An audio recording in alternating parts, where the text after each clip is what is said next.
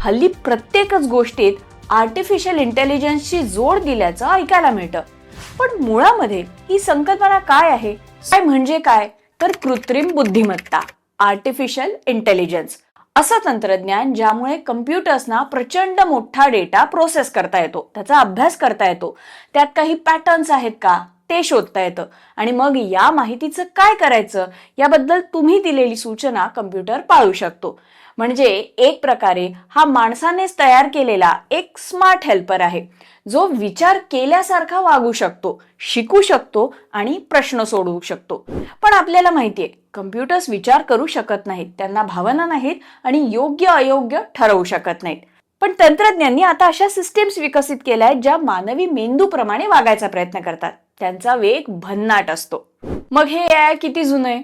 आपल्याला वाटतं त्यापेक्षा एआय पुष्कळ जुनं आहे. जॉन मॅकार्थी हे अमेरिकन कम्प्युटर सायंटिस्ट होते आणि त्यांनी 1955 मध्ये आर्टिफिशियल इंटेलिजन्स हा शब्द ही संज्ञा वापरली आणि 56 साली डार्टमथ कॉलेजमध्ये एआय रिसर्च कॉन्फरन्सचं देखील आयोजन केलं होतं. ॲलन ट्युरिंग यांचं 1950च्या दशकातलं कम्प्युटिंग मशिनरी अँड इंटेलिजन्स हे संशोधन आणि मशीन किती हुशार आहे हे जोखणारी ट्युरिंग टेस्ट हा एआयचा पाया होता. आर्टिफिशियल न्यूरल नेटवर्कच्या संकल्पनेमध्ये एआयची पाळंमुळं आहेत. एआयचे गॉडफादर म्हटले जाणारे जेफ्री हिंटन 77 वर्षाचे आहेत आणि 2024चं भौतिकशास्त्राचं नोबेल त्यांना मिळालेलं आहे आणि गेली 50 वर्ष त्यांनी डीप लर्निंग, न्यूरल नेटवर्क्स याबद्दल केलेल्या संशोधनावरतीच पुढे चॅट जीपीटी, गुगल जेमिनाय हे विकसित करण्यात आलेलं आहे. जे शिकतं कसं? तर आपण आपल्या लहान बाळांना शिकवतो ना, जवळपास तसंच आहे. म्हणजे हा भूभू आहे आणि ही माऊ आहे असं आपण बाळाला फोटो किंवा मग हे प्राणी दाखवून सांगतो.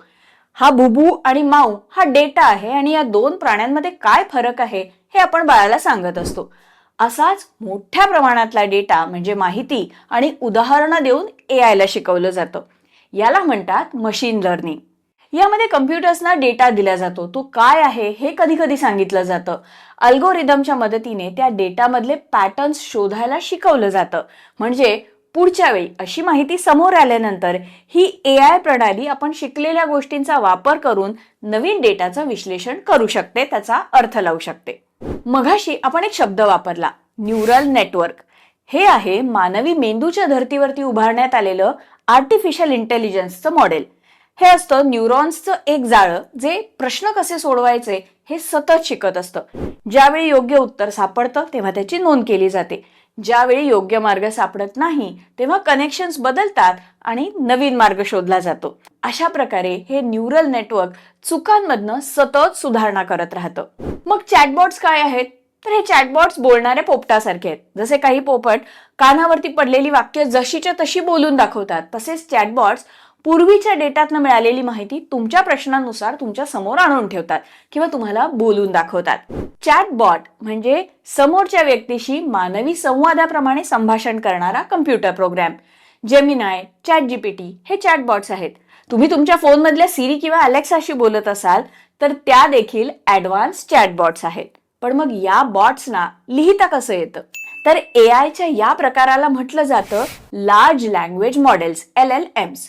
या एआयना भरपूर मजकूर देऊन शिकवलं जातं. शब्द, वाक्य, संज्ञा, व्याकरण अशा गोष्टी या ट्रेनिंग डेटामध्ये असतात. म्हणूनच या बॉटला तुमचा प्रश्न वाचून त्याचं लेखी उत्तर देता येतं. मग एआयचे प्रकार कोणते आहेत? तर एआयच्या क्षमतेनुसार त्याचे प्रकार पडतात. यातला एक आहे नॅरो एआय, म्हणजे एखादं विशिष्ट प्रकारचं काम करण्यासाठी तयार करण्यात आलेलं एआय मॉडेल. एआयचा हाच प्रकार सध्या अस्तित्वात आहे. बाकीचे प्रकार संशोधन टप्प्यावरती आहेत. मग या नॅरो एआय मध्ये काय काय येतं? तर गॅरी कॅस्परॉव्हना बुद्धिबळात हरवणारा deep blue super computer AI होता. नेटफ्लिक्स वरती तुम्हाला रेकमेंडेशन्स नॅरो एआयच देतं. चॅट जीपीटी पासून ते जेमिनाय पर्यंत ते ड्रायव्हरलेस कार पर्यंत सगळं यामध्येच येतं. पुढचा प्रकार जनरल एआय किंवा स्ट्रॉंग एआय. सध्या ही एक संकल्पना आहे.